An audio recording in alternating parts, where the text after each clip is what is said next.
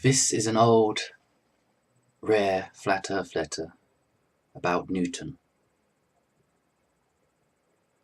We are taught that the earth is shaped like an orange and flattened on two sides, which are called the North and South Pole, and that it is revolving rapidly around the sun.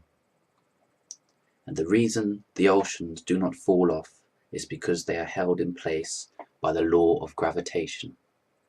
The proof generally given is a man whirling a pail around his head filled with water. But we seem to forget that the pail is a hollow vessel holding the water inside it, while the earth is said to be a continuous curvature outside and therefore cannot retain water. So that the example does not apply because the man takes very good care to hold the pail straight in an even circuit.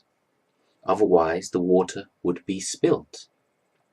The earth is not upside down and downside up. Nor are we like flies, which by their peculiar conformation of feet can crawl on a ball or on the ceiling. But we require a plane surface so as to be able to stand upright. Gravitation is not a law, but a supposition put forth by Sir Isaac Newton. For he says, "But the reason of these properties of gravity I could never hitherto deduce from phenomena, and am unwilling to frame hypotheses about them. For whatever is not deduced from phenomena ought to be called an hypothesis, and no sort of hypotheses are allowable in experimental philosophy wherein propositions are deduced from phenomena, and not made general by deduction." Kepler's laws, once considered helpful in establishing Newton's theory, are now only erroneous suppositions.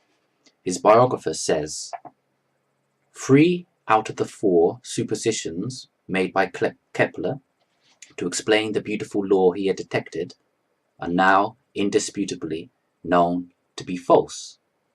Gravitation, attraction, and cohesion are scientific names pretending to explain facts when they really explain nothing. The substances of things are kept together by the fiat of God. He hath made the earth by his power. He hath established the world by his wisdom, and by his understanding hath he stretched out the heavens." Professor W. B. Carpenter says, "The doctrine of universal gravitation is an assumption. Newton lost it in the moon when he was hunting for the moon's